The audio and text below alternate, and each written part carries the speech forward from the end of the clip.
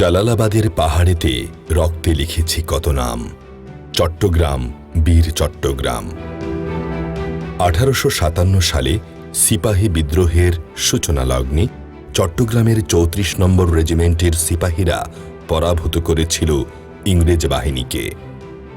1930 সালে মাস্টারদা সূর্য সেনের নেতৃত্বে চট্টগ্রাম বিদ্রোহ ও অস্ত্রাগার লুণ্ঠন এবং 1932 সালে মাস্টারদার অন্যতম সহযোদ্ধা প্রীতিলতা ওয়াদ্দেদারের পাহাড়তলী ইউরোপিয়ান ক্লাব আক্রমণ চট্টগ্রামে যুব বিদ্রোহের অবিস্মরণীয় স্মারক। 1947-এর পাকিস্তান আন্দোলন, 1952-এর ভাষা আন্দোলন, 1969-এর গণ অভ্যুত্থান সহ প্রতিটি আন্দোলন সংগ্রামে পুরোভাগে ছিল চট্টগ্রাম। 1971-এর 25 মার্চ রাতে চট্টগ্রাম সেনানিবাসে ঘুমন্ত ইস্ট বেঙ্গল রেজিমেন্টের বাঙালি সেনাদের উপর পাকিস্তানি বাহিনীর অতর্কিত আক্রমণও প্রতিহত করেছিল এ মাটির মানুষ। চট্টগ্রামের কালুরঘাট বেতার কেন্দ্র থেকেই স্বাধীনতার বার্তা ছড়িয়ে দিয়েছিলেন তৎকালীন মেজর জিয়াউর রহমান। ইতিহাসের সেই ধারাবাহিকতায় 2024 সালে বৈষম্য বিরোধী ছাত্র আন্দোলনে গর্জে উঠেছিল বীর চট্টলা। মধ্য জুলাইয়ের একটু আগে থেকেই মূলত চট্টগ্রামে কোটা বিরোধী আন্দোলনের সূত্রপাত ধরে এক পর্যায়ে সাধারণ ছাত্রসহ বাংলাদেশের চট্টগ্রাম বন্দরনগরী চট্টগ্রামের বিভিন্ন স্তরের মানুষজন এটাতে সক্রিয়ভাবে পার্টিসিপেট করতে শুরু করে। জুলাই আগস্ট বিপ্লবে চট্টগ্রামে 10 থেকে 12 জন আমাদের শাহাদত বরণ করেছেন। প্রায় 1,500-এর মতো সাধারণ শ্রমিক ছাত্র জনতা আহত হয়েছেন। সরকারিভাবে আমরা 500 জনকে তালিকাভুক্ত করতে পারলেও এখনও গ্রামে গঞ্জে শহরের বিভিন্ন জায়গায় এমন অনেক আহত, গুরুতর আহত ব্যক্তিবর্গ রয়ে গেছেন যাদেরকে আমরা এখনও খুঁজে বের করতে পারিনি। জুনের শুরু থেকে শুরু হওয়া আন্দোলন ধীরে ধীরে রূপ নেয় গণ আন্দোলনে। এ আন্দোলনে রক্তে ভিজেছে বীর চট্টলার মাটি। এ অঞ্চলের অসংখ্য ছাত্র জনতা জীবন দিয়েছেন, আহত হয়েছেন, কিন্তু মাথা নত করেননি। চট্টগ্রাম বিশ্ববিদ্যালয় এবং চট্টগ্রাম মহানগরীর যে সকল স্কুল কলেজের শিক্ষার্থী আমাদের সাথে আন্দোলনে যোগ দিয়েছিল, তারা সর্বপ্রথম 11ই জুলাই পুলিশের প্রতিরোধ ভেঙে 2 নম্বর গেট মোড়ে তীব্র আন্দোলন গড়ে তোলে। 12ই জুলাই 16 স্টেশন থেকে 2 নম্বর গেট, প্রবর্তক মোড়, চকবাজার, জামাল খান, কাজীর দেউরি, লালখান বাজার, ওয়াসা, জিসি, 2 নম্বর গেট এবং সর্বশেষ 16 স্টেশনে এসে দীর্ঘ পথের এই পদযাত্রা শেষ হয়। স্বাধীনতা যুদ্ধের পর থেকে চট্টগ্রামে এত বৃহৎ আকারের আন্দোলন আর কখনোই তা দেখা যায়নি। একটি স্লোগান পুরো বাংলাদেশে ছড়িয়ে পড়ে, সেটি হলো বদ্দিন হাইয়ো আন্ন হাইয়ো। জুলাইয়ের শুরুতে সারা দেশে সরকারি চাকরিতে কোটার বিরুদ্ধে যে আন্দোলনের সূচনা হয়, তাতে সামিল হন চট্টগ্রামের ছাত্র জনতা।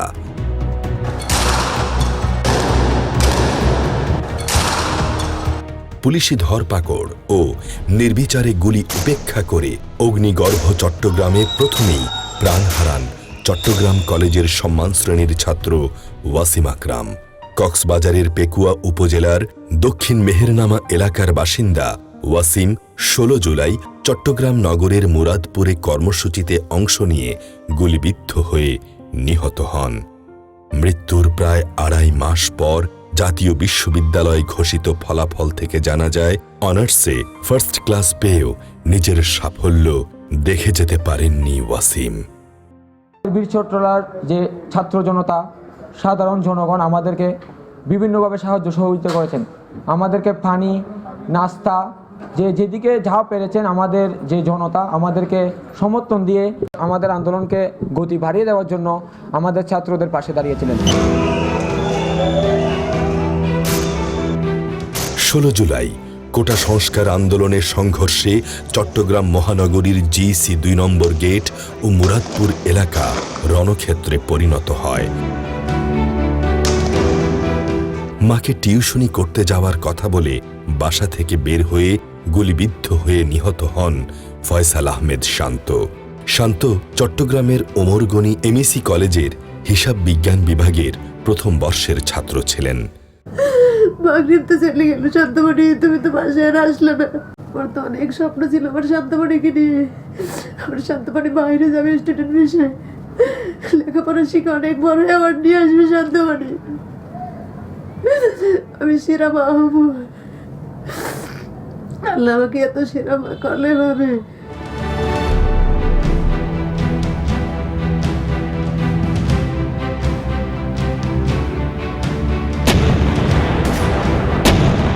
ব্রাহ্মণবাড়িয়া জেলার কাজীপাড়ার মীর মাহফুজুর রহমান মুগ্ধ বাংলাদেশ ইউনিভার্সিটি অফ প্রফেশনালস বিইউপিতে এমবিএতে ভর্তি হয়েছিলেন।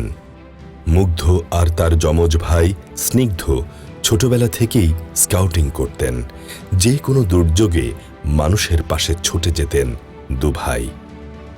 2019 সালে রাজধানীর বনানীতে FR টাওয়ারে অগ্নিকাণ্ডে উদ্ধার কাজে সহায়তার জন্য বাংলাদেশ স্কাউট থেকে মুগ্ধ ন্যাশনাল সার্ভিস অ্যাওয়ার্ড পেয়েছিলেন।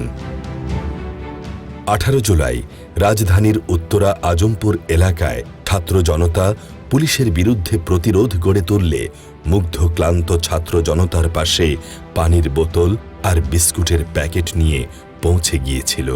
পুলিশের গুলিতে লুটিয়ে পড়ার আগে সাংবাদিকদের ক্যামেরায় তার একটি ভিডিও ভাইরাল হয়।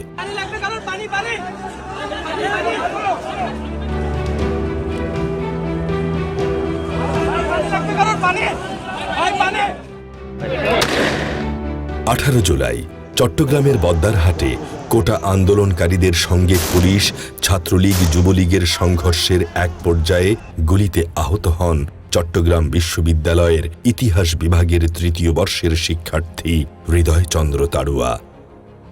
4 দিন আইসিইউতে থাকার পর ঢাকা মেডিকেল কলেজ হাসপাতালে তার মৃত্যু হয়।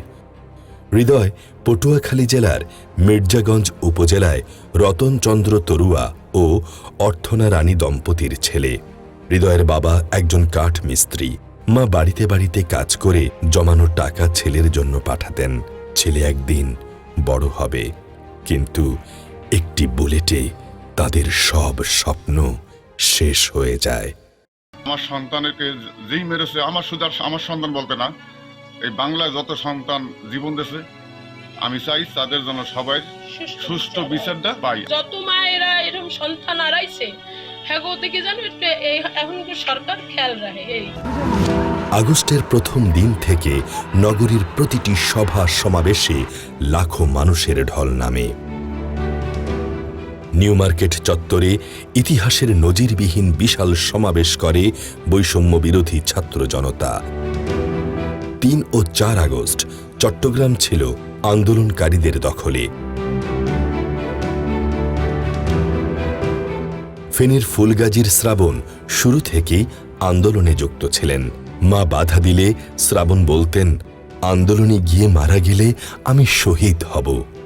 4 আগস্ট ফেনীর মহিপালে ছাত্র জনতার সমাবেশে গুলিবিদ্ধ হয়ে শহীদ হন ইশতিয়াক আহমেদ শ্রাবণ। ও খুব উত্তেজিত হয়ে গেছিল তখন, বিশেষ করে যেদিন মুগ্ধ মারা গেছে এরপর থেকে ভীষণ অস্থির ছিল, খুব সাহসী ছিল, অসম্ভব সাহসী। পাড়ারও যাইতো পাড়ার অনেকগুলা ছেলেরা একসাথে সঙ্গে নিয়ে যাইতো। বলে যে আমাকে একটা তোমার লাল ওড়না দাও। এবার ওড়নাটা পেঁচাই, নামতে নামতে দোয়া দরুদ পড়তেছে, আম্মু তুমি টেনশন করি না, আমি 2 ঘন্টা পরে ঠিক বাসায় চলে আসবো। এবার বলে যে তোমরা যে কেন এমন, আল্লাহ আম্মু কত রক্ত পুরা ঢাকা লাল হয়ে গেছে, কিভাবে বসে থাকা যায়। এটাই আমার সাথে শেষ কথা। গত 17 জুলাই সে প্রথম গুলি খায় বুকে, মাথায়, রাবার বুলেট খায়। অসুস্থ অবস্থায় সে প্রতিদিনই আন্দোলনে যায়। গত 14 আগস্ট ফেনী মহিপালে ফ্লাইওভারের নিচে আওয়ামী লীগের সন্ত্রাসীরা অতর্কিতভাবে গুলি ছুড়ে দিল। 6টা গুলি আমার বুকে পিঠে আঘাত করে।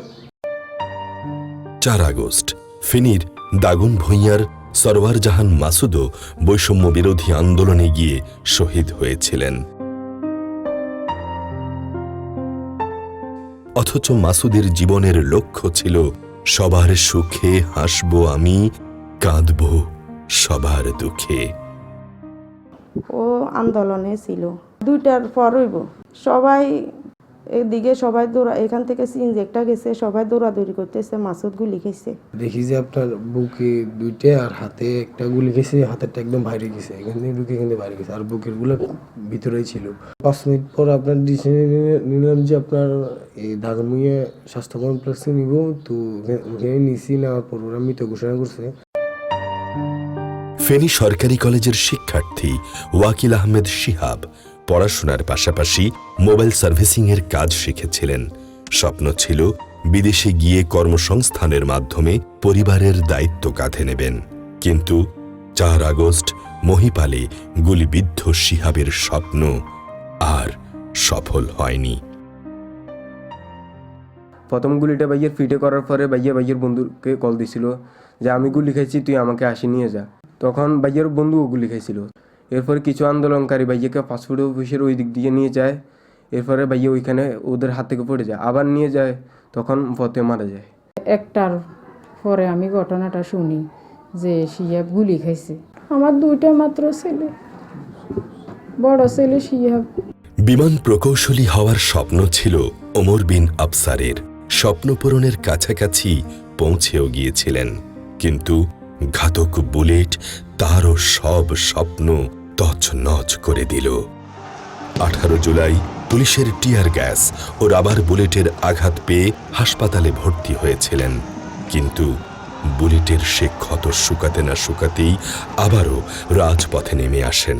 5 আগস্ট স্বৈরাচার সরকারের পতনের পর ঢাকার উত্তরায় আনন্দ মিছিল শেষে বাসায় ফেরার পথে পুলিশের গুলিতে নিহত হন ওমর। একদম শেষের দিন বিজয় মিছিল যখন 3টার দিকে আমাকে ফোন করতেছে, আম্মু শেখ হাসিনা তো পালাইছে, শুনছো? বলছি না আব্বু, শুনি নাই। তো বলছে হ্যাঁ পালাইছে। তা বলছি তুমি কোথায় আব্বু? বলতেছে বিজয় মিছিলে আমরা মিষ্টি খাচ্ছি। 3:45-এর দিকে হঠাৎ করে আমার মেয়ে আমাকে ডেকে বলছে, আম্মু ওমরের কাছে তাড়াতাড়ি ফোন করে দেখো, উত্তরায় ঝামেলা হচ্ছে, ও উত্তরায় থাকতো। তো ঝামেলা হচ্ছে দেখে আমি ফোন করছি, দেখলাম যে একটা ছেলে ধরছে। ছেলেটা বলতেছে যে আন্টি এই মোবাইলটা যার, উনি আপনার কি হন? আমার ছেলে। বলছে আচ্ছা আপনি টেনশন করেন না, ওর পায়ে গুলি রাখছে। বলছি কি বলছো, কি বল? আমার ছেলে সেন্স আছে? ওর বলছে হ্যাঁ সেন্স আছে, আশা করি বেশি কিছু হবে না। তো আল্লাহকে ডাকতে লাগলাম। আমরা সবাই ফ্যামিলিতে সবাই চিন্তিত, কান্নাকাটি করতেছে। আর কোনো মা যেন বুক খালি না হয়, কোনো মা যেন সন্তান না হারায়। হয়তো আমি যতটুকু সহ্য করছি, আরেকজন হয়তো এটুকু সহ্য করার মতো ক্যাপাবিলিটি নেই। আমরা ভাই বোন, আমরা আমাদের গার্ডিয়ান হারিয়েছি।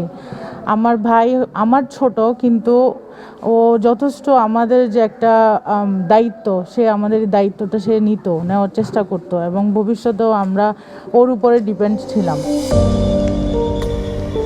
4 আগস্ট বৈষম্য বিরোধী ছাত্র আন্দোলনের ডাকা অসহযোগ আন্দোলনের প্রথম দিনে ঢাকা চট্টগ্রাম মহাসড়কের শহীদনগরে আন্দোলনকারী ও আওয়ামী লীগ নেতাদের মধ্যে ধাওয়া পাল্টা ধাওয়া ও সংঘর্ষের ঘটনা ঘটে। সংঘর্ষের সময় বুকে গুলিবিদ্ধ হয়ে গুরুতর আহত হয় রিফাত। প্রাথমিক চিকিৎসার পর কুমিল্লা এবং ঢাকা মেডিকেল কলেজে নেওয়া হলেও চিকিৎসা দেওয়া হয়নি। এরপর বাড়িতে নিয়ে এলে রাতেই সে মারা যায়। ওই আর ওর দুলাভাইয়া হাসাহাসি করতেছে আন্দোলনে যাইব। তো আমি রাগারাগি করছি যে আন্দোলনে যাওয়ার দরকার নাই, তোরা ঘরে থাক, বাইরে গ্যাঞ্জাম হইতেছে, যাওয়ার দরকার নেই। কাজের নাম দিয়ে ঘর থেকে পারিছে। দুপুর দিকে বাচ্চা করে ঘুম ফাড়াইতে গেছি, শুইছি বিছনায় লইয়া। এমন সময় আমার ননদ আইসা বলতেছে যে তুই শুইয়া রইছ, তোর বাইরে তো ওই জায়গায় গুলি খাইছে। এমন অবস্থায় দেখি রিফাতকে ভ্যানের ভিতরে করে কিছু লোকজন ধাক্কায় নিয়ে যাইতেছে। আমার মা যাই আবার আমার আব্বার কাছে কইছে যে এরকম যে নাতি তুমি পালছো আদর কইরা, সেই নাতি নাকি আন্দোলনে যাইয়া গুলি খাইছে। খাওয়ার সাথে সাথে আমার আব্বা মানে হঠাৎ করেই মাথা ঘুরে পড়ে গেছে বিছনার উপরে। আব্বারও মেডিকেলে নিতে পারতেছি না, রাস্তার অবস্থা অনেক খারাপ। পরে ঢাকা মেডিকেলে নিছে, নেওয়ার পর ঢাকা মেডিকেলও ধরে নেই হেরা ডাক্তাররা। মেডিকেলে কোনো ডাক্তারই ধরে নেই আমার ছেলেরে। ছেলে লেগেও কান্দি, বাহার লেগেও কান্দি। সারা দেশের মতো গত জুলাই আগস্ট জুড়ে চট্টগ্রাম অঞ্চল ছিল বৈষম্য বিরোধী আন্দোলনে দারুণ উত্তাল।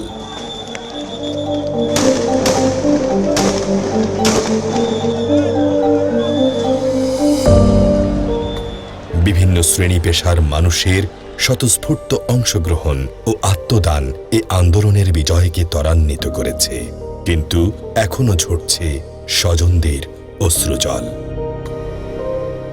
মিল ছেলে যায় না, আমার ছেলে ওনার বাসার সামনে পিছনে বিশ্ব রোড জাকিরপুর মোহাম্মদপুরের ওইখানে সামনে বাসায় মাঠে খেলতে গেছে, খেলতে যায় গুলির আওয়াজ শুনি, উনি ওইখানে গুলি দেখতে গেছে, ওইখানে গুলি যাইতে দেরি আর আমার বাবার গুলি মারতে দেরি নেই। আমার ছেলে চারকি করতো ফার্নিচারের নকশা মিস্ত্রি, বাড্ডা উত্তর বাড্ডা চারকি করতো। 19 জুলাই শুক্রবার দিন 10টার দিকে আন্দোলনও গেছে। রবিবারে আমরা খবর পাই পারভেজ নিখোঁজ, এরপর পরে নিউজ পেলাম হ্যাঁ গুল্লি খাইছে। আমার ছেলে ঈদের 3 দিন আগে আইব, অনেকে আইব, আমার সিয়াগা টাকা দিব। আমার ভাইয়ের আমরা অনেক ভালোবাসতাম, আমার ভাইয়ের বন্ধু আমাদের সব কথা শেয়ার করতো। আমার একটা মাত্র ভাই, ঈদের সময় আইলে ভাই জামাই খাইতো না, তবে আমার ভাই কিছু খাইতো না।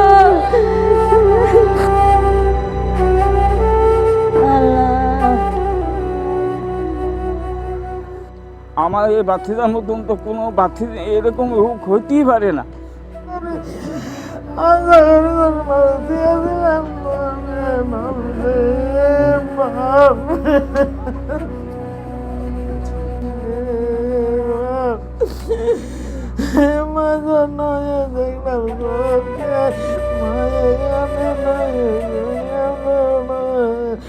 আমার ছেলে বদরণ গুলি মারা গেছে। আমি অনেক কষ্ট করে আমার ছেলের লেখাপড়া করাইছি, আমার ছেলে একটা বিয়ে করছে, ছেলে মাইয়া হয় নাই, যারা টাকা পয়সা দেয় তারা সব কিছু দিয়েছে, বহু রয়ে দেয়, মা বাপ কিছু না সরকারের কাছে। আমরা এত কষ্ট করতেছি, এই যে বাপ বুড়ো মানুষ, আমি বাসা বাড়ি কাজ করি, ঘর ভাড়াও দিতে পারছি না, ওকে একটা ওষুধ আনিয়ে খাওয়াইতে পারছি না। আমার ছেলে অনেক কষ্ট করে আমি ওদেরকে মানুষ করেছি, আমি তার ঋণ করে আমি অনেক কষ্ট করে মানুষ করেছি। আমি ওই কথা কিভাবে বলবো? আমি দেখছি আমার বাবার আমার ভাই এখানে কাঁদে, আমার ছেলে লম্বা ভাই খাটো, আমার ছেলেকে চাঁদ করে নিয়ে আসছি, আনি আমার বাবার ভাই শুয়ে তুইছি। এই শেষ দেখে আমি আমার ছেলে একটা মানুষ এভাবে অত্যাচার করে না। কিন্তু আমার ছেলে পড়ে রয়েছে, তার সব রক্ত সব যাইতেছে, স্রোত রক্ত এগুলো সব রক্ততে ভরা। আমার স্বামী সিএনজি চালক ছিল, সিএনজি চালাইতে গেছে, 4টা বা 5টা নাগালে ওই সময় আমার কাছে ফোন গেছে যে সুলতান গুলি খাইছে। তো আম্মু কান্নাকাটি করতেছিল, তো আমি আমার ফোনটা নিচ্ছি, নেওয়ার পর আমার বড় জেঠারে ফোন দিচ্ছি, কাকারে ফোন দিচ্ছি, ভাইয়ের ফোন দিয়া জানাইছি যে এরকম এরকম আমাদের বাড়িতে একটু নানি বাড়িতে দূরে, আমিও নানি বাড়িতে ছিলাম, তো গরিপুর গুলি খেয়েছে যেহেতু, তো আমরা তারা আসতে পারি না তাড়াতাড়ি, তো এই জন্য আমার কাকাকে বলছি, যারা ফোন দিয়ে বলছি যে আপনারা তাড়াতাড়ি যান, গিয়ে আব্বুর খোঁজখবর নেন। আমরা ফোন দিছি, ফোন দেওয়ার পর আবার খবর পাইছি যে আব্বু মারা গেছে, তো আমাদেরকে বললো যে তোমার চলে আসো, সোলাকান্দিতে চলে আসো। আমার ছেলে রাসেল বাকাউল, সে সানারপাড় থাকতো, থাই গ্লাসের কন্ট্রাক্টর ছিল। সে 5 আগস্ট ছাত্রবাড়ির ইয়াতে পুলিশের গুলিতে সে মৃত্যু বরণ করছে। এই বাড়িতে আইনা বাড়ি গোরস্থানে তার দাফন কাফন করা হয়েছে। এই 17 বছর তাদের জুলুমের অত্যাচার মানে ঠোরাগার মানুষ নিচ্ছে মানে হয়ে গেছে, অতিষ্ঠ হয়ে গেছে। আমাদের যে বাবার মেইন হত্যাকারী তাদের আমরা পাশে নিশ্চিত চাইতেছি, এটাই আমাদের পরিবারের একটাই দাবি। আমরা আমার বাবার বিচার চাই, আমার বাবার সরল লোক আছে, কারো কাছে আমার বাবা, আমাদের বাবা, যার বাবা নেই সে বুঝে, আমাদের একটা বডি আছে, আমার বাবা আমার বাবা আছে কিন্তু আমাদের বাবা আমাদের কোনোদিনও খানার কষ্ট দেয় নাই। আমার বাবা আমার জামাই কি যন্ত্রণা করে মরছে আমি দেই নাই, দুই চোখে কি কইবে ও দেই নাই, আমার লাগে দুইটা কথা কইয়া বলতে পারে নাই, একদিন কইলেও বলতে পারে নাই, আমি দেই নাই।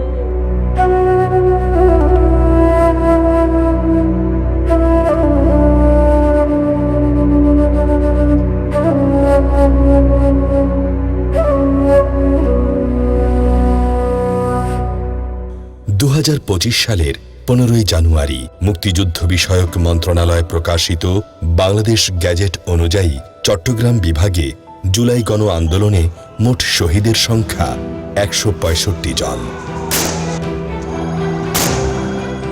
আমার ছেলে যখন স্কুলে পড়ে, আমার ছেলে বয়স আছে, ওইটা চিন্তা করে আমি আন্দোলনে যোগ দিয়েছিলাম। আমি একদম কাছে ছিলাম, মিছিলে অন্ধকার ছিল, আমি দেখি নেই। আমি গুলি খাইয়া কীভাবে গুলি খাইছি, কোন জায়গায় শুয়ে আছি, আমি নিজে উঠছিল না। আমি 4 আগস্ট ফেনী মহিপালে আপনি শরিক হই, সেখানে 9টা বাজায়। 9টা থেকে আমরা আশা করি আন্দোলনটা শুরু করি। আমাদের তো হাতে কিছু নেই, ওরা তো শুধু গুলি বর্ষণ করতে থাকে আর কি। সেখানে আমার পায়ে, বাম পায়ে 9টা গুলি এই পায়ে লাগছে, যেগুলোর কারণে এখন ফুট ড্রপে গেছে। আর এদিকে বাম পাশে একটি গুলি লাগে। 5 আগস্ট আসে মহাবিজয়। লাখো মানুষ ঘর থেকে বেরিয়ে আসে রাস্তায়।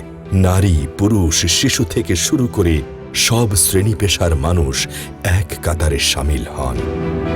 বিজয়ের উল্লাসে আনন্দ স্রোতে ভাসে চট্টগ্রামের বিপ্লবী জনতা। পৃথিবীর ইতিহাসে নজিরবিহীন এক অভ্যুত্থানে আধিপত্যবাদী মাফিয়া শাসকের অবসান হয়।